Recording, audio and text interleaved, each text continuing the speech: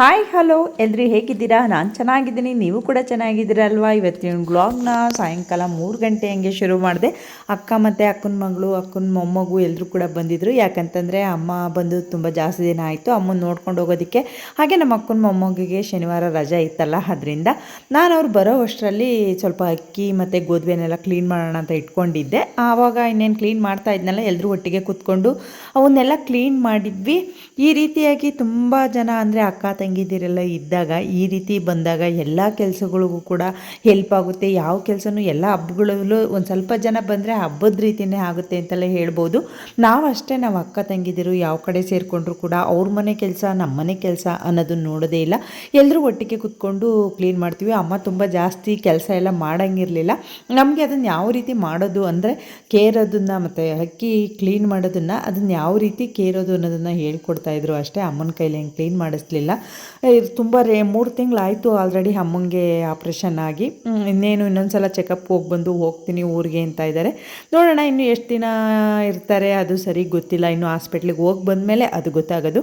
ಫೈನಲಾಗಿ ಎಲ್ಲ ಕ್ಲೀನ್ ಮಾಡ್ತಾಯಿದ್ವಿ. ಅಷ್ಟರಲ್ಲಿ ರಿಷು ಕೂಡ ಬಂದ, ನಮ್ಮ ಅಕ್ಕನ ಮೊಮ್ಮಗು, ಹಾಗೆ ಮೋಕ್ಷ ಕೂಡ ಇದ್ಲು, ನನ್ನ ಮಗ, ಎಲ್ಲ ಮಕ್ಕಳು ಕೂಡ ಸೇರಿಕೊಂಡಿದ್ರು. ಈಗ ಸದ್ಯಕ್ಕೆ ನನ್ನ ಮಗನೇ ಒಬ್ಬ ದೊಡ್ಡವನು ಇವ್ರಿಗೆಲ್ಲ ಹೋಲಿಸ್ಕೊಂಡ್ರೆ. ರಿಷು ಆ ಮನೆ ಹತ್ರದಿಂದ ದೊಡ್ಡಮ್ಮನ ಇಲ್ಲಿಗೆ ಬಂದಿದ್ದಾರೆ ಅಂತ ಬಂದರು. ಅವ್ರು ಇನ್ನೂ ರೇಖಾ ಅವ್ರ ಮನೆ ಹತ್ರ ಹೋಗಿರಲಿಲ್ಲ, ಸೀದಾ ಇಲ್ಲಿಗೆ ಬಂದಿದ್ದರಿಂದ ರಿಷು ಮಾತಾಡ್ಸ್ಕೊಂಡು ಹೋಗೋದಕ್ಕೆ ಅಂತ ಬಂದಿದ್ದ. ಅವ್ರ ಸ್ಕೂಲ್ ಬೇರೆ ಇತ್ತು, ರಜಾ ಇತ್ತಲ್ಲ, ಇನ್ನೇನು ಸಾಯಂಕಾಲ ಆಗಿತ್ತು. ಅವನು ಶನಿವಾರ ಕ್ಲಾಸ್ ಇದ್ದರೂ ಕೂಡ ಸಂಜೆ 4:15 ಎಲ್ಲ ಬಂದಿರ್ತಾನಲ್ಲ, ಅವ್ನು ಬಂದ ಮೇಲೆ ಬಂದಿದ್ದ. ಹಾಗೆ ನಮ್ಮ ಅಕ್ಕನ ಮಗಳು ಹಳಸಿನಣ್ಣು ತೊಗೊಂಬಂದಿದ್ಲು.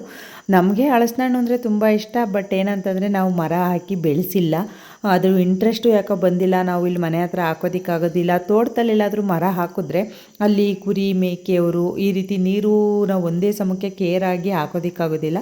ಹಾಗಾಗಿ ಮರ ಇನ್ನೂ ಹಚ್ಚಿರಲಿಲ್ಲ. ನಮ್ಮೂರಲ್ಲೇ ಇದೆ, ನಮ್ಮ ಅಕ್ಕನ ಮಗಳೂರಲ್ಲಿದೆ. ಹಾಗೆ ಹೀಗೆ ಹಳ್ಳಿ ಕಡೆಯಲ್ಲಿ ಇರೋದ್ರಿಂದ ಹಳಸಿನಣ್ಣು ಅಂದರೆ ನಮಗೆ ತುಂಬ ಇಷ್ಟ. ನಮ್ಮ ಅತ್ತೆಯವ್ರ ಮನೇಲಿದೆ. ಆ ರೀತಿ ನಾವು ವರ್ಷದಲ್ಲಿ ಹಳಸಿನಣ್ಣು ತುಂಬ ತಿಂತಾಯಿರ್ತೀವಿ. ನಾವು ದುಡ್ಡಿಗೆಲ್ಲ ಏನು ತೊಗೊಂಬಂದು ತಿನ್ನೋದಿಲ್ಲ. ರಿಲೇಷನ್ ಮನೆಗಳಲ್ಲಿ ಹಾಗೆ ಹೀಗೆ ತೊಗೊಂಬಂದೇ ತಿನ್ನೋದು ಹಳಸಿನಣ್ಣೆಲ್ಲ ಜಾಸ್ತಿ. ಸಂಜೆ ಈ ಮಕ್ಕಳನ್ನ ಮೇಂಟೈನ್ ಮಾಡೋದಂತೂ ತುಂಬ ಕಷ್ಟ ಆಯಿತು. ಒಳಗಡೆ ಆಟ ಆಡ್ಸೋದಕ್ಕೆ ಮೊಬೈಲ್ ಇಟ್ಕೊಂಡ್ರೆ ಸುಮ್ಮನೆ ಕೂತ್ಕೊತಾಯಿದ್ರು. ಎಲ್ರಿಗೂ ಕೂಡ ಮೊಬೈಲ್ ಕೊಟ್ಟು ಕೂರಿಸೋದು ಕಷ್ಟ ಆಗ್ತಿತ್ತು. ಅದಕ್ಕೋಸ್ಕರ ಅವರೆಲ್ಲ ಕೂರಿಸ್ಕೊಂಡು ಚೌಕೋಬಾರ ಆಡ್ರಿ, ನಾನೊಬ್ಬಳೇ ಅಡುಗೆ ಮಾಡ್ತೀನಿ ಅಂತ ಹೇಳಿ ನಮ್ಮನೆಯವರು ಸಾಯಂಕಾಲ ತರಕಾರಿ ತೊಗೊಂಬಂದಿದ್ರು ಅನ್ನಲ್ಲ, ಹಡ್ಲುಕಾಯಿ ತೊಗೊಂಬಂದಿದ್ರು. ಅದರಲ್ಲಿ ಒಂದು ಫುಲ್ ಹಡ್ಲುಕಾಯಿ ಹಾಕಿ ಸಾಂಬಾರು ಮಾಡಿದ್ರೆ ತುಂಬ ಜಾಸ್ತಿ ಆಗುತ್ತೆ. ನೈಟ್ ಒಂದು ಹೊತ್ತಿಗೆ ಮತ್ತು ಅದು ಹುಳಿ ಸಾರು ಬೆಳಗ್ಗೆ ಉಳ್ಕೊಂಡ್ರೆ ಅಷ್ಟು ಚೆನ್ನಾಗಿರೋದಿಲ್ಲ ಅಂಥೇಳಿ ಹಡ್ಲುಕಾಯಲ್ಲಿ ಅರ್ಧ ಹಡ್ಲುಕಾಯಿನ ಹಾಕಿ ತೊಳೆದು ಹಚ್ಚುತ್ತಾ ಇದ್ದೀನಿ. ಹಡ್ಲುಕಾಯಲ್ಲಿ ಬೀಜ ಇರ್ತಾವಲ್ಲ, ಅದ್ರದ್ದು ತುಂಬ ಸ್ಪೆಷಾಲಿಟಿ ಇದೆ. ಏನಂತ ಅಂದರೆ ಅದು ಒಂದು ಬೀಜವನ್ನು ತಿಂದರೆ ಒಂದು ಪಾವು ತುಪ್ಪಕ್ಕೆ ಸಮಾನ ಅಂತ ಹಿಂದಿನ ಕಾಲವರು ಹೇಳೋರು. ಅಂದರೆ ಹಡ್ಲುಕಾಯಿ ಬೀಜದಲ್ಲಿ ಅಷ್ಟು ಪವರ್ ಇದೆ ಅಂತ. ಒಂದು ಪಾವು ತುಪ್ಪ ತಿಂದಷ್ಟೇ ನಮಗೆ ಅದರಲ್ಲಿರ್ತಕ್ಕಂಥ ಶಕ್ತಿ ಸಿಗುತ್ತೆ ಅಂತ. ಅದರಿಂದ ಅದರ ಸೀಡ್ಸ್ ಎಲ್ಲ ತೆಗೆದು ಹಾಕೋಂಗಿಲ್ಲ. ಹಡ್ಲುಕಾಯ್ದು ಸೀಡ್ಸ್ ಸಮೇತನೇ ಸಾಂಬಾರು ಮಾಡಬೇಕು. ಅದಕ್ಕೆ ಇವತ್ತು ಹುಳಿ ಸಾಂಬಾರು ಮಾಡೋಣ. ಈಗ ತುಂಬ ಜಾಸ್ತಿ ಜನ ಇದ್ದೀವಿ, ಹಡ್ಲುಕಾಯಿ ಸಾಂಬಾರು ಮಾಡೋಣ, ಬೆಳಗ್ಗೆ ಬೇರೆ ಏನಾದರೂ ಮಾಡೋಣ ಅಂತ ಅಂದ್ಕೊಂಡೆ. ಬೆಳಗ್ಗೆ ಮಧ್ಯಾಹ್ನ ಊಟಕ್ಕೆ ರೇಖಾವ್ರ ಮನೆ ಹತ್ರ ಹೋಗಲೇ ಇಲ್ಲ. ಇನ್ನೇ ಸಂಜೆ ಬಂದಿದ್ರಲ್ಲ, ಅಕ್ಕಿ ಎಲ್ಲ ಕ್ಲೀನ್ ಮಾಡಿಕೊಂಡು ಹುಡುಗರ ಜೊತೆ ಮಾತಾಡ್ತಾ ಸಂಜೆ ಆಗೋಯ್ತು.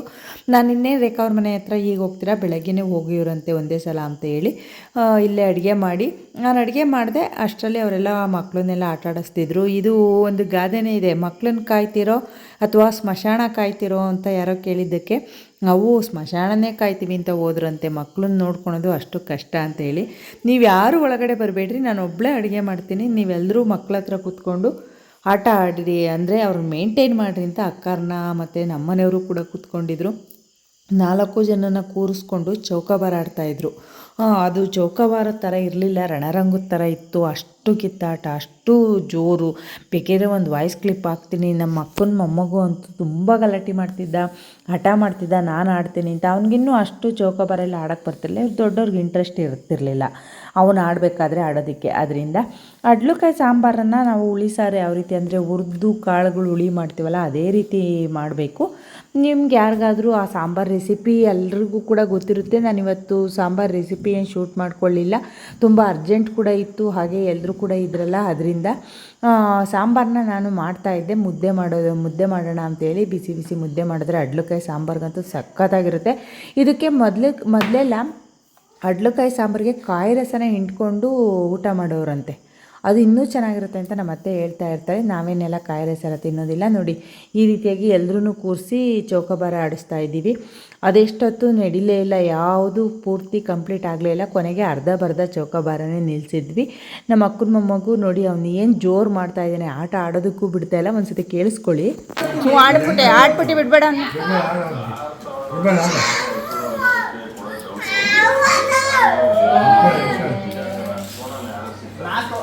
ನೀನೇ ಆಡ್ಬಿಟ್ಟಿ.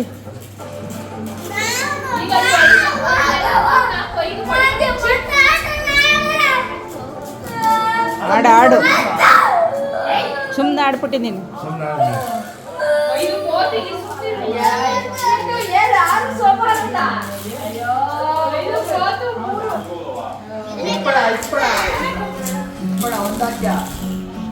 ಆಗ್ಲೇ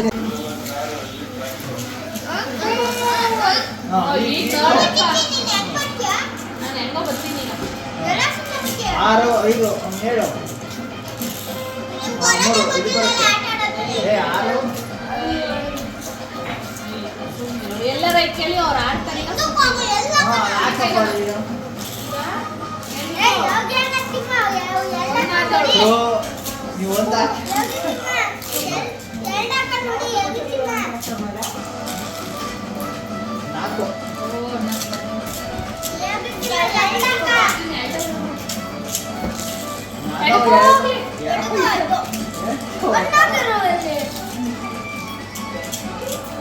ನೋಡಿದ್ರಲ್ಲ, ಈ ಮಕ್ಳನ್ನ ಕುಂಡ್ರಿಸ್ಕೊಂಡು ಚೌಕಾಬಾರ ಆಡಿದ್ರು ಕೂಡ ಈ ಚೌಕಾಬಾರದ ಟೇಸ್ಟು ಅಂದರೆ ಇಂಟ್ರೆಸ್ಟು ಕೂಡ ಬರ್ತಿರ್ಲಿಲ್ಲ. ನನ್ನ ಮಗ ಪೇಷನ್ಸಿಂದ ಆಡ್ತಾ ಇದ್ದ. ಫೈನಲ್ಲಾಗಿ ಈ ಚೌಕಾಬಾರ ಆಟ ಏನು ಮುಗಿಸೋಕ್ಕಾಗಲೇ ಇಲ್ಲ. ಯಾಕಂತಂದರೆ ನಮ್ಮ ಗಾನು ಗಲಾಟೆ ಜಾಸ್ತಿ ಆಯಿತು. ಅದರಿಂದ ಊಟಕ್ಕೂ ಕೂಡ ಟೈಮ್ ಆಯಿತು. ಎದ್ದೇಳ್ರಿ ಸಾಕು ನೀವು ಈ ಆಟ ಆಡಿದ್ದು ಅಂತ ನಾನು ಕೂಡ ಎದುರಿಸ್ತಿದ್ದೆ. ಯಾಕಂತಂದರೆ ಬಿಸಿ ಮುದ್ದೆ ರೆಡಿಯಾಗಿತ್ತು. ಬಿಸಿ ಮುದ್ದೆ ಜೊತೆ ಅಡ್ಡಕಾಯಿ ಸಾಂಬಾರು ಅಂತ ಹೇಳಿದ್ನಲ್ಲ, ಅದು ಸಖತ್ತಾಗಿರುತ್ತೆ. ಹಾಗೆ ಮಕ್ಕಳಿಗೆಲ್ಲ ಮಲಗೋದಕ್ಕೂ ಟೈಮ್ ಆಯಿತು. ಅವರು ಇನ್ನೂ ಬೆಳಗ್ಗೆ ಬೇಗ ಎದ್ದೇಳಬೇಕು. ಅಂದರೆ ಬೆಳಗ್ಗೆ ಭಾನುವಾರ ಇರುತ್ತೆ, ಆದರೂ ಕೂಡ ಎದ್ದೇಳ್ತಾರೆ. ಅವ್ರ ಮಕ್ಕಳಿಗೆ ಬೆಳಗ್ಗೆ ಕರೆದ್ರೆ ಸಾಕು, ಆಟ ಆಡೋ ಗಿಲ್ಲಿದ್ದಾಗ ಇನ್ನೂ ಬೇಗ ಎದ್ದೇಳ್ತಾರೆ. ಸ್ಕೂಲಿದ್ದರೆ ಸ್ವಲ್ಪ ಲೇಟ್ ಆಗೋದು. ಅದರಿಂದ ಎಲ್ರಿಗೂ ಕೂಡ ಊಟ ಬಡಿಸ್ದೆ. ನನಗಂತೂ ಇವತ್ತು ಫುಲ್ ಸಾಕಾಗಿತ್ತು. ಅಂದರೆ ಒಂದು ಐಡಿಯಾ ಇರಲಿಲ್ಲ ಅವ್ರು ಬರ್ತಾರೆ ಅಂತ. ಅವರು ದಿಢೀರಂತ ಬಂದಿದ್ದರಿಂದ ಏನು ಈಗ ಸ್ಪೆಷಲ್ ಏನು ಮಾಡಲಿಲ್ಲ. ನೋಡೋಣ ಬೆಳಗ್ಗೆ ಏನಾದರೂ ಮಾಡಿದ್ರಾಯಿತು ಅಂತ ಈಗ ಎಲ್ಲರೂ ಒಟ್ಟಿಗೆ ಕೂತ್ಕೊಂಡು ಬಿಸಿ ಬಿಸಿ ಮುದ್ದೆ ಊಟ ಮಾಡಿ ಮಲಗಿಬಿಟ್ಟು ಇವತ್ತಿನ ದಿನ ಮುಗೀತು. ಅಂದರೆ ಶನಿವಾರ ಮುಗೀತು. ಇನ್ನು ಮಾರನೇ ಬೆಳಗ್ಗೆ ಆ ವ್ಲಾಗ್ನೂ ಕೂಡ ಇದೇ ವಿಡಿಯೋದಲ್ಲಿ, ಅಂದರೆ ಬೆಳಗ್ಗೆ ಭಾನುವಾರದ್ದೂ ಕೂಡ ಇವತ್ತಿನ ವಿಡಿಯೋದಲ್ಲೇ ಸೇರಿಸಿದ್ದೀನಿ. ಬೆಳಗ್ಗೆ ಎದ್ದ ತಕ್ಷಣವೇ ನಾನು ಫ್ರೆಶ್ ಅಪ್ ಆಗಿ ಅವರೆಲ್ಲರೂ ಕೂಡ ಹೇಳೋದಕ್ಕೂ ಮುಂಚೆನೇ ನಾನು ಮನೆ ಅಡುಗೆ ಕೆಲಸವನ್ನೆಲ್ಲ ಆಚೆ ಕೆಲಸ ಎಲ್ಲ ಮುಗಿಸ್ಕೊಂಡು ಅಡುಗೆ ಕೆಲಸ ಶುರು ಮಾಡಿದ್ದೆ. ಅಷ್ಟರಲ್ಲಿ ನಮ್ಮ ಅಕ್ಕನ ಮಗಳು ಎದ್ದು ಬಂದಳು. ಹಾಗೆ ಅಕ್ಕನೂ ಕೂಡ ಎದ್ದು ಬಂದಳು.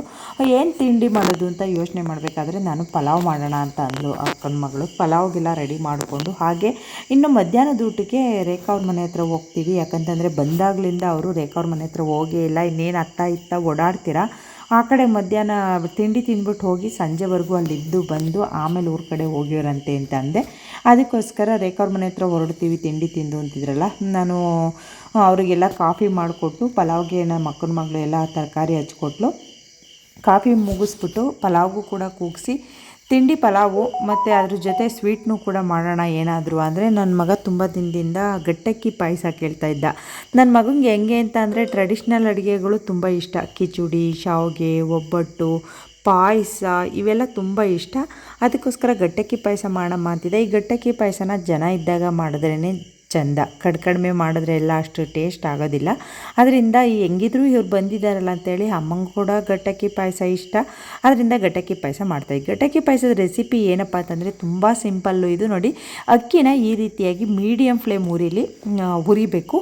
ಅದಾದಮೇಲೆ ಕಡಲೆ, ಗಸಗಸೆ, ಒಣಶುಂಠಿ, ಏಲಕ್ಕಿ ಮತ್ತು ಕಾಯಿ ತುರಿ ಇಷ್ಟನ್ನು ಕೂಡ ಒಂದು ಮಿಕ್ಸಿ ಜಾರ್ಗೆ ಹಾಕ್ಕೊಂಡು ಗ್ರೈಂಡ್ ಮಾಡಬೇಕು. ನಾನು ಒಂದೊಂದನ್ನೇ ಹಾಕಬೇಕಾದ್ರೆ ಶೇರ್ ಮಾಡೋಕ್ಕಾಗಲಿಲ್ಲ, ಎಲ್ಲದನ್ನು ಒಟ್ಟಿಗೆ ಹಾಕ್ಬಿಟ್ಟೆ ಹೇಳ್ತಾ ಇದ್ದೀನಿ. ಕಡಲೆ, ಕಾಯಿ, ಗಸಗಸೆ, ಒಣಶುಂಠಿ, 2-3 ಏಲಕ್ಕಿ ಇಷ್ಟನ್ನು ಹಾಕಿ ಗ್ರೈಂಡ್ ಮಾಡ್ಕೊಂಡು ಎತ್ತಿಡ್ಕೊಂಡು ಇವಾಗ ಹುರಿದಿರ್ತಕ್ಕಂಥ ಅಕ್ಕಿನ ಸ್ವಲ್ಪ ತೊಳೆದು ಬಿಡಬೇಕು. ತೊಳೆದು ಹುರಿಯೋಕ್ಕಾಗೋದಿಲ್ವಲ್ಲ, ಅದರಿಂದ ಒಂದೆರಡು ಸಲ ಈ ರೀತಿಯಾಗಿ ಹುರಿದಿರ್ತಕ್ಕಂಥ ಅಕ್ಕಿನ ತೊಳಿಬೇಕು. ನಿಮಗೆ ರೆಸಿಪಿ ಹೇಳ್ತಾ ಇದ್ದೀನಿ ನೀಟಾಗಿ. ಇದು ಜಾತ್ರೆಗಳಲ್ಲಿ ಮಾಡ್ತಾರಲ್ಲ ಗಟ್ಟಕ್ಕಿ ಪಾಯಸ, ಅದ್ರ ರೆಸಿಪಿ ನೀಟಾಗಿ ಕೇಳಿಸ್ಕೊಳ್ಳಿ.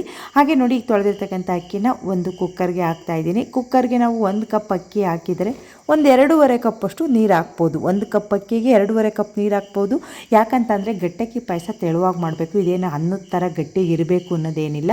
ಅದರಿಂದ ಈಗ ನಾನು ಒಂದು ಹಿಡಿಯುವಷ್ಟು ಕಡಲೆಬೇಳೆನ ಹಾಕ್ತಾಯಿದ್ದೀನಿ. ಕಡಲೆಬೇಳೆ ಈ ಪಾಯಸಕ್ಕೆ ಕಂಪಲ್ಸರಿ ಹಾಕಬೇಕು. ನೋಡಿ, ಇವಾಗ ಕಡಲೆಬೇಳೆನೂ ಸೇರಿಸಿದ ಮೇಲೆ ಅದಕ್ಕೆ ಒಂದು ಕಲ್ಲು ಯಾವುದೇ ಸ್ವೀಟ್ ಮಾಡಿದ್ರೂ ಕೂಡ ಉಪ್ಪು ಹಾಕೋದು ಉಂಟಲ್ವ, ಒಂದು ಕಲ್ಲಷ್ಟು ಕಲ್ಲುಪ್ಪನ್ನು ಹಾಕಿ ಈಗ ಅಕ್ಕಿಗೆ ನೀರನ್ನು ಅಳತೆ ಮಾಡಿನೇ ಹಾಕ್ತಾಯಿದ್ದೀನಿ. ಅಂದರೆ ನಾನು 2 ಕಪ್ ಅಕ್ಕಿ ಹಾಕಿರೋದ್ರಿಂದ 4 ಕಪ್ಪು ಹಾಕಿ ಮತ್ತು ಇನ್ನೊಂದು ಕಪ್ಪು ನೀರನ್ನು ಎಕ್ಸ್ಟ್ರಾ ಹಾಕಿದ್ದೀನಿ. ಈಗ ವಿಸಲ್ 1 ಅಥವಾ 2 ವಿಸಲ್ ಬರೋವರೆಗೂ ನಾವು ಬೇಯಿಸ್ಕೊಳ್ಳೋಣ. ಅದನ್ನು ಬೇಯಿಸ್ಕೊಳೋದಕ್ಕೆ ಇನ್ನೊಂದು ಒಲೆ ಮೇಲೆ ಇಟ್ಟು ಈಗ ಈ ಕಡೆ ಪಲಾವ್ ಮಾಡೋದಕ್ಕೆ ನಾನು ಒಗ್ಗರಣೆ ಮಾಡ್ತಾಯಿದ್ದೀನಿ. ತಿಂಡಿನೂ ಕೂಡ ಜೊತೆಲಾಗಲಿ ಅಂತ. ಅದು ಕೂಡ ಕೂಗೋವಷ್ಟರಲ್ಲಿ ಈ ಕಡೆ ಪಲಾವ್ ಕೂಗುತ್ತೆ ಅಂತ. ಪಲಾವ್ ರೆಸಿಪಿಯನ್ನು ನಾನು ಶೂಟ್ ಮಾಡ್ಕೊಳ್ಳಲಿಲ್ಲ, ಪಾಯಸದ ರೆಸಿಪಿ ಮಾತ್ರ ಶೂಟ್ ಮಾಡ್ಕೊಂಡಿದ್ದೀನಿ. ಈ ರೀತಿ ಪಾಯಸನ ಯಾರೆಲ್ಲ ಊಟ ಮಾಡಿದ್ರಿ ಅಥವಾ ಈಗಲೂ ಕೂಡ ಇಷ್ಟಪಟ್ಟು ಮಾಡ್ತಾ ಇರ್ತೀರಾ, ನನ್ನ ಜೊತೆ ಕಮೆಂಟ್ ಮಾಡಿ, ಶೇರ್ ಮಾಡಿ. ಹಳ್ಳಿ ಅಡುಗೆಗಳೇ ಒಂಥರ ಚೆಂದ. ಇತ್ತೀಚೆಗೆ ಮಾಡ್ತಕ್ಕಂಥ ಅಡುಗೆಗಳು ಅದು ಹೊಟ್ಟೆ ತುಂಬಲ್ಲ, ನಮಗೆ ಸ್ವೀಟ್ ತಿಂದಿದ್ದೀವಿ ಸಲ ಆ ರೀತಿ ಇರುತ್ತೆ. ಆದರೆ ಮೊದಲು ಅಡುಗೆಗಳು ಊಟ ಮಾಡಿಬಿಟ್ರೆ 3 ದಿನ ಆದರೂ ಕೂಡ ಅದ್ರ ಗಮ್ಮತ್ತೇ ಹೋಗ್ತಿರಲಿಲ್ಲ. ಅಷ್ಟು ಚೆನ್ನಾಗಿ ಅದು ಹೊಟ್ಟೆ ತುಂಬ ತಿಂದಿದ್ದೀವಿ ಅಂತ ಅನಿಸೋದು. ಅದೇ ರೀತಿ ಇದೊಂದು ಗಟ್ಟಕ್ಕಿ ಪಾಯಸ ತುಂಬ ಇಷ್ಟಪಟ್ಟು ಬಂದರೆ ತೋಟಗಳಲ್ಲೆಲ್ಲ ಕೆಲಸಕ್ಕೆಲ್ಲ ಜಾಸ್ತಿ ಜನ ಬಂದಾಗ ಈ ಪಾಯಸದನ್ನು ಮಾಡ್ತಾಯಿದ್ರು ಹಳ್ಳಿ ಕಡೆಯಲ್ಲಿ. ಅದೇ ಪಾಯಸ ಇದು ಗಟ್ಟಕ್ಕಿ ಪಾಯಸ. ಇವಾಗ ಪಲಾವ್ಗೆಲ್ಲ ಕೂಗಿಸಿ ಅದನ್ನು ಕೂಡ ವಿಸಲ್ಲು ಬರೋ ಹೊರಗೆ ಕೂಗ್ಸೋದಕ್ಕಿಟ್ಟು ಈಗ ನಾನು ಮೊಸರು ಬಜ್ಜಿನೂ ರೆಡಿ ಮಾಡಿದೆ. ಅದಾದಮೇಲೆ ಬೋಂಡ ಮಾಡೋಣ ಅಂತೇಳಿ ಇನ್ನೊಂದು ಕಡೆ ಈರುಳ್ಳಿ ಮತ್ತು ಎಲ್ಲ ತರಕಾರಿ ನನ್ನ ಅಕ್ಕನ ಮಗಳ ಕೈಲಿ ಹಚ್ಚಿಸ್ಕೊಂಡಿದ್ನಲ್ಲ, ಬಿಸಿ ಬಿಸಿ ಬೋಂಡ. ಈ ಕಡೆ ಪಲಾವ್ ಕೂಗ್ತಾಯಿದೆ, ಆ ಕಡೆ ಪಾಯಸ ಆಗ್ತಾಯಿದೆ. ಅಷ್ಟರಲ್ಲಿ ಬೋಂಡಕ್ಕೂ ಕೂಡ ರೆಡಿ ಮಾಡ್ಕೊಂಬಿಡೋಣ ಅಂತೇಳಿ. ನೋಡಿ, ಕೂಗಿರ್ತಕ್ಕಂಥದ್ದು ಈ ರೀತಿ ಆಗಿದೆ ನೋಡಿ. ಅಷ್ಟು ಸ್ವಲ್ಪ ಮೆತ್ತಗೆ ಆಗಿದೆ, ನೀರೇನು ಉಳ್ಕೊಂಡಿಲ್ಲ. ಈಗ ಸ್ವಲ್ಪ ನಾವು ಯಾವ ಅಳತೆಗೆ ಬೇಕೋ ಆ ಅಳತೆಗೆ ಬಿಸಿನೀರನ್ನು ಸೇರಿಸ್ಕೊಬೇಕು. ಅಷ್ಟರಲ್ಲಿ ನಾನು ಅದೇ ಕುಕ್ಕರ್ಗೆ, ಅಂದರೆ ಅದನ್ನೆಲ್ಲ ತೆಗೆದು ಬೇರೆ ಇಟ್ಕೊಂಡು ಕುಕ್ಕರ್ಗೆ ಬೆಲ್ಲ ಹಾಕ್ತಾಯಿದ್ದೀನಿ. ಸ್ವಲ್ಪ ಅದನ್ನು ಕರಗಿಸ್ಕೊಂಬಿಡೋಣ ಅಂತ. ಯಾಕಂತಂದರೆ ಅದರಲ್ಲಿ ಏನಾದರೂ ಕಲ್ಲುಗಳಿದ್ದರೆ, ಗಲೀಜು ಏನಾದರೂ ಬಂದರೆ ಕರಗಿದ್ರಲ್ಲಿ ಉಳ್ಕೊಳುತ್ತೆ ಅನ್ನೋ ಕಾರಣಕ್ಕೆ ಈಗ ಅದನ್ನು ಸೋಸ್ಕೊತಾ ಇದ್ದೀನಿ. ಬೆಲ್ಲನ ತುಂಬ ಪಾಕ ಎಲ್ಲ ಬರೋವರೆಗೂ ಕಾಯಿಸೋದೇನು ಬೇಕಾಗಲ್ಲ, ನೀರಲ್ಲಿ ಕರಗಿಸಿದ್ರೆ ಸಾಕು. ಈಗ ನಾನು ಆ ಪಾಕನ ಸೇರಿಸೋದಕ್ಕೂ ಮುಂಚೆ ಅದೇ ಕುಕ್ಕರ್ಗೆ ನಾನು ತೆಗೆದಿಟ್ಕೊಂಡಿದ್ನೆಲ್ಲ ಕೂಗಿಸಿದ್ದು ಕಡಲೆಬೇಳೆ ಮತ್ತು ಅಕ್ಕಿ, ಅದನ್ನು ಸೇರಿಸ್ತಾ ಇದ್ದೀನಿ. ಈಗ ಕುಕ್ಕರ್ಗೆ ಹಾಕಿ ಸೋಸಿರ್ತಕ್ಕಂಥ ಬೆಲ್ಲದ ಪಾಕವನ್ನು ಕೂಡ ಸೇರಿಸಿ ನೋಡಿ, ನಾನು ಈ ರೀತಿಯಾಗಿ ಹಾಕಿ ಈಗ ಪಾಕನ ಸೋಸ್ಕೊಂಡಿದ್ನಲ್ಲ ಅದನ್ನು ಕೂಡ ಸೇರಿಸ್ಬಿಟ್ಟು ನಾವು ಸ್ವೀಟ್ ಯಾವ ಅಳತೆಗೆ ಬೇಕೋ ಆ ಅಳತೆಗೆ, ಸ್ವೀಟ್ ಜಾಸ್ತಿ ಬೇಕು ಅನ್ನೋರು ಜಾಸ್ತಿ, ಸ್ವಲ್ಪ ಕಡಿಮೆ ಬೇಕು ಅನ್ನೋರು ಸ್ವಲ್ಪ ಕಡಿಮೆ, ನಿಮ್ಮ ಸಿಹಿ ಯಾವ ಅಳತೆಗೆ ಬೇಕೋ ಆ ಅಳತೆಯಲ್ಲಿ ಬೆಲ್ಲ ಹಾಕ್ಕೊಳ್ಳಿ. ನೋಡಿ, ಈ ರೀತಿಯಾಗಿ ಆಗಿದೆ. ಈಗ ಪಾಕದಲ್ಲೂ ಕೂಡ ನೀರಿತ್ತಲ್ಲ, ಅದರಿಂದ ನಮ್ಗೆ ಯಾವ ಅಳತೆಗೆ ಬೇಕಾದರೂ ಪಾಯಸವನ್ನು ರೆಡಿ ಮಾಡ್ಕೋಬೇಕು. ಅದಾದಮೇಲೆ ರುಬ್ಬಿರ್ತಕ್ಕಂಥದ್ದು ಆಗಲೇ ಮಿಶ್ರಣ, ಅಂದರೆ ಕಡಲೆಕಾಯಿ ಎಲ್ಲ ರುಬ್ಕೊಂಡಿದ್ನಲ್ಲ ಅದನ್ನು ಸೇರಿಸಿ ನಾನೊಂದು ಚಿಟಿಗೆ ಅರಿಶಿನ ಹಾಕ್ತಾಯಿದ್ದೀನಿ, ಸ್ವಲ್ಪ ಕಲರ್ ಬರಲಿ ಅಂತ. ತುಂಬ ವೈಟಿಶ್ ಆಗಿದ್ದರೆ ಚೆನ್ನಾಗಿ ಕಾಣೋದಿಲ್ಲ ಅಂತೇಳಿ ಚಿಟಿಗೆ ಅರಿಶಿನವನ್ನು ಸೇರಿಸ್ತಾ ಇದ್ದೀನಿ. ನೋಡ್ತಾ ಇರ್ಬೋದು, ನಿಮ್ಗೆ ಯಾವ ಅಳತೆ ಪಾಯಸ, ಸ್ವಲ್ಪ ತೀರಾ ತೆಳುವಾಗಿರಬಾರ್ದು ಗಟ್ಟಕ್ಕಿ ಪಾಯಸ, ತುಂಬ ಗಟ್ಟಿಯಾಗೂ ಇರಬಾರ್ದು ಪಲಾವ್ ಥರ. ಈ ಅಳತೆಯಲ್ಲಿ ಪಾಯಸವನ್ನು ರೆಡಿ ಮಾಡಿದ್ದೀನಿ. ಪಾಯಸ ಅಂತೂ ಸಖತ್ತಾಗಾಯಿತು, ಮಕ್ಕಳೆಲ್ಲ ತುಂಬ ಇಷ್ಟಪಟ್ಟರು. ಬಟ್ ಏನಂದರೆ ನಮ್ಮ ರಿಷಾ ಮೋಕ್ಷಂಗೆ ಸ್ವೀಟ್ ಇಷ್ಟ ಆಗಲ್ಲ. ನನ್ನ ಮಗ, ಅಮ್ಮ, ನಮ್ಮ ಅಕ್ಕನ ಮಗಳು, ನಮ್ಮ ಅಕ್ಕ ಎಲ್ಲರೂ ಕೂಡ ತುಂಬ ಚೆನ್ನಾಗಿದೆ ಅಂತ ಹೇಳಿದ್ರು. ಈಗ ಬಿಸಿ ಬಿಸಿ ಬೋಂಡ ನಾನು ಊಟಕ್ಕೆ, ಅಂದರೆ ಅವ್ರನ್ನೆಲ್ಲ ಕೂರಿಸೋದಕ್ಕೆ ರೆಡಿ ಮಾಡ್ತೀನಿ. ಅಷ್ಟರಲ್ಲಿ ಬೋಂಡ ಬೇಯಿಸ್ತಾಳಪ್ಪ ಅಂತ ನಮ್ಮ ಅಕ್ಕನ ಮಗಳಿಗೆ ಹೇಳಿದೆ. ಬೋಂಡನೂ ಕೂಡ ಬೇಯಿಸ್ಕೊಂಡಿದ್ದಾಯಿತು. ಈ ರೀತಿಯಾಗಿ ನಮ್ಮನೆಯವ್ರಿಗೆ ಹೇಳಿದ್ದೆ, ನಾನು ಇವತ್ತು ಬಾಳೆ ಎಲೆ ಊಟ ಹಾಕಬೇಕು, ಮಕ್ಕಳನ್ನೆಲ್ಲ ಸೇರಿಸ್ಕೊಂಡಿದ್ದೀನಿ. ತಟ್ಟೆಗಳು ಏನು ಬೆಳಗೋಕ್ಕಾಗಲ್ಲ, ಆ ರೀತಿ ಅಲ್ಲ, ಏನೋ ಈ ರೀತಿ ಜಾಸ್ತಿ ಜನ ಇದ್ದಾಗ ಬಾಳೆ ಎಲೆಯಲ್ಲಿ ಊಟ ಮಾಡಿದ್ರೆ ಅದೊಂಥರ ಟೇಸ್ಟು, ಹಬ್ಬದ ವಾತಾವರಣನೇ ಕೊಡುತ್ತೆ ಅಂತ ಹೇಳ್ಬೋದು. ಅದಕ್ಕೋಸ್ಕರ ನಾನು ಏನಾದರೂ ಈ ರೀತಿ ಡಿಫ್ರೆಂಟು ಅಥವಾ ಸ್ವಲ್ಪ ಜಾಸ್ತಿ ಜನ ಇದ್ದೀವಿ ಅಂತ ಅಂದಾಗೆಲ್ಲ ಬಾಳೆ ಎಲೆನ ರೆಡಿ ಮಾಡ್ಕೊಂಬಿಡ್ತೀನಿ. ಅದು ನೋಡೋಕ್ಕೆ ಒಂಥರ ಚೆಂದ ಅಂತ ಅನಿಸುತ್ತೆ. ಈಗ ಬಿಸಿ ಬೋಂಡನೂ ಆಯಿತು ನೋಡಿ. ಈ ರೀತಿಯಾಗಿ ಗಾನು, ರಿಷು, ಮೋಕ್ಷ, ಅಮ್ಮ, ನಮ್ಮ ಅಕ್ಕನ ಮಗಳು, ನನ್ನ ಮಗ ಎಲ್ಲರೂ ಒಟ್ಟಿಗೆ ಕೂರಿಸಿ ಊಟ ಬಡಿಸ್ತಾ ಇದ್ದೀನಿ. ಮಕ್ಕಳು ಏನಾದರೂ ಆ ಎಲೆ ಬೇಡ, ಈ ಎಲೆ ಬೇಡ, ನನಗೆ ಅವ್ರಿಗೆ ಕೊಟ್ಟಿರೋದೇ ಬೇಕು, ಈ ರೀತಿ ನಮ್ಮ ಗಾನುದ ಆಟ ಇದ್ದಿದ್ದೆ. ಮಕ್ಕಳು ತೀಟೆನೇ ಅಷ್ಟು, ಮಕ್ಕಳ ಆಟನೇ ಅಷ್ಟು ಅಂತಲೇ ಹೇಳ್ಬೋದು. ನೋಡಿ, ನೋಡಿ ಈ ರೀತಿಯಾಗಿ ಎಲ್ಲರೂ ಒಟ್ಟಿಗೆ ಕೂತ್ಕೊಂಡಾಗ ನಾವು ಊಟ ಮಾಡಲ್ಲ, ನಮಗೆ ಬೇಡ ಅಂತ ಇದ್ದ ಮಕ್ಕಳೆಲ್ಲ ಊಟ ಮಾಡ್ತಾರೆ. ಯಾಕೆಂದರೆ ಒಬ್ಬರು ನೋಡ್ಕೊಂಡು ಅವ್ರಿಗಿಂತ ಫಾಸ್ಟಾಗಿ ತಿನ್ನಬೇಕು. ಈ ರೀತಿಯಾಗಿ ಮಕ್ಕಳನ್ನು ಹುಮ್ಮಸ್ಸಿ ನಾವು ಊಟವನ್ನು ಬಡಿಸ್ತಾ ಇದ್ವಿ. ನೋಡಿ ಈ ರೀತಿಯಾಗಿ ಪಲಾವು, ಪಾಯಸ, ಹಾಗೆ ಮೊಸರು ಬಜ್ಜಿ, ಬೋಂಡ ಎಲ್ಲ ರೆಡಿಯಾಗಿತ್ತು. ನಿಮಗೂ ಕೂಡ ಈ ರೀತಿ ಅಡುಗೆಗಳನ್ನ ನೋಡಿದ್ರೆ ಊಟ ಮಾಡಬೇಕು ಅಂತ ಅನಿಸುತ್ತಾ? ಯಾರಿಗೆಲ್ಲ ನಾನು ಮಾಡ್ತಕ್ಕಂಥ ಅಡುಗೆಗಳು ಅಥವಾ ನನ್ನ ವ್ಲಾಗ್ಗಳು ಇಷ್ಟ ಆಗ್ತಿದೆ ಅಥವಾ ಏನಾದರೂ ತಪ್ಪಿದರೂ ಕೂಡ ಹಂಚ್ಕೊಳ್ಳಿ, ನಾನು ಅದನ್ನು ತಿದ್ಕೊತೀನಿ. ಯಾಕಂತಂದರೆ ತಪ್ಪು ಮಾಡಿದವ್ರು ಯಾರೂ ಇಲ್ಲ, ತಪ್ಪು ಮಾಡೋದು ಸಹಜ, ತಿದ್ದಿ ನಡೆಯೋನೇ ಮನುಜ ಅಂತ ಮಾತೇ ಇದೆಯಲ್ಲ. ಇವಾಗ ಎಲ್ಲರೂ ಊಟ ಮಾಡಿ ರೇಖವ್ರ ಮನೆ ಹತ್ರ ಹೋದರು. ಇವತ್ತು ಭಾನುವಾರ ಆಗಿರೋದ್ರಿಂದ ನೆಲ ಎಲ್ಲ ಕ್ಲೀನಿಂಗ್ ಬೇರೆ ಇತ್ತು. ಆದರೂ ಕೂಡ ಇವತ್ತು ಆದರೆ ಮಾಡೋಣ, ಇಲ್ಲಾಂದರೆ ಬೆಳಗ್ಗೆನೇ ಮಾಡೋಣ ಅಂತಲೂ ಕೂಡ ಅಂದ್ಕೊಂಡಿದ್ದೀನಿ. ನೋಡಿ ಇವಾಗ ಹೋಗ್ತಾ ಇದ್ದಾರೆ, ಅವ್ರನ್ನೆಲ್ಲ ಕಳಿಸ್ತಾ ಇದ್ದೀನಿ. ನನ್ನ ಕೂಡ ಕರೆದ್ರು, ಇಲ್ಲ ಸ್ವಲ್ಪ ಕೆಲಸ ಇದೆ, ನೀವು ಹೋಗಿ ಬನ್ನಿ, ನಾನೇನು ಬರಲ್ಲ ಅಂತ ಅಂದೆ. ಅಕ್ಕ, ನಮ್ಮಮ್ಮ ಎಲ್ಲರೂ ಕೂಡ ಹೊರಟರು ರೇಖಾವ್ರ ಮನೆ ಹತ್ರ. ಮಧ್ಯಾಹ್ನ ಊಟ ಮುಗಿಸ್ಕೊಂಡೇ ಬರ್ತೀವಿ, ಇನ್ನೇನು ಹೊರಟ್ಬಿಟ್ಟು ಅಂದರೆ ಊರ ಕಡೆ ಹೋಗೋದಕ್ಕೆ ಹೊರಟೇ ಬಂದುಬಿಡ್ತೀವಿ. ಇವತ್ತು ಹೋಗಲೇಬೇಕು, ಬೆಳಗ್ಗೆ ಗಾನಕ್ಕೆ ಸ್ಕೂಲ್ ಇದೆ ಅಂತ ಹೇಳಿದ್ರು. ಅವರನ್ನೆಲ್ಲ ಕಳಿಸ್ಕೊಟ್ಬಿಟ್ಟು ಇನ್ನು ತಿಂಡಿ ತಿಂದಿದ್ದ ಪಾತ್ರೆ ಎಲ್ಲ ವಾಶ್ ಮಾಡಿ ಇವತ್ತು ಸ್ವಲ್ಪ ಹೊತ್ತು ನನಗೆ ಸಾಕಾಗಿತ್ತು. ಸ್ವಲ್ಪ ಹೊತ್ತು ರೆಸ್ಟ್ ಮಾಡಿದೆ. ಅಂದರೆ ಇವತ್ತು ನೆಲ ಏನು ವಾಶ್ ಮಾಡಿರಲಿಲ್ಲ. ಅಕ್ಕವರೆಲ್ಲ ಹೊರಟು ಹೋಗೋದಕ್ಕೆ ಅಂತೇಳಿ ಸಾಯಂಕಾಲ 5 ಗಂಟೆ ಅಷ್ಟರಲ್ಲಿ ಮನೆ ಹತ್ರ ಬಂದರು. ಅವ್ರಿಗೆ ಕುಂಕುಮ ಕೊಟ್ಟು, ರೇಖಾ ಕೂಡ ಬಂದಿದ್ಲು ಅವಳಿಗೆ ಕಳಿಸೋದಕ್ಕೆ. ಅವ್ರಿಗೆಲ್ಲ ಕುಂಕುಮ ಕೊಟ್ಟು ಕಳಿಸ್ತಾ ಇದ್ದೀವಿ.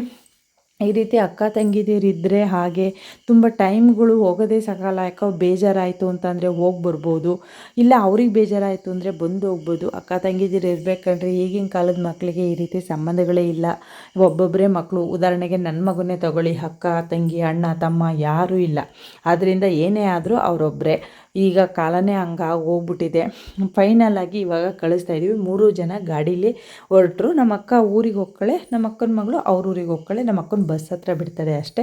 ಫೈನಲಾಗಿ ಎಲ್ಲರೂ ಕೂಡ ಬಾಯ್ ಹೇಳಿ ಅವ್ರನ್ನ ಕಳಿಸ್ತಾ ಇದ್ದೀವಿ. ಇದಾಗಿತ್ತು ಇವತ್ತಿನ ವಿಡಿಯೋ. ಹೇಗನ್ನಿಸ್ತು ಕಮೆಂಟ್ ಮಾಡಿ. ನನ್ನ ಮುಂದಿನ ವ್ಲಾಗ್ಗೋಸ್ಕರ ಕಾಯ್ತಾ ಇರಿ. ನನ್ನ ಮುಂದಿನ ವ್ಲಾಗ್ಗಳು ಹಳ್ಳಿ ವ್ಲಾಗ್ಗಳೇ ಆಗಿರುತ್ತೆ. ನಿಮ್ಮ ಬೆಂಬಲ ಹೀಗೆ ಇರಲಿ ಅಂತ ಕೇಳ್ಕೊತಾ ಮತ್ತೊಂದು ಒಳ್ಳೆ ವ್ಲಾಗಲ್ಲಿ ನಾನು ನಿಮ್ಮನ್ನು ಭೇಟಿ ಆಗ್ತೀನಿ. ನಗ್ತಾ ಇರಿ, ನಗಿಸ್ತಾ ಇರಿ, ಜೀವನನ ಬಂದಿದ್ದ ರೀತಿ ಸಾಗಿಸ್ತಾ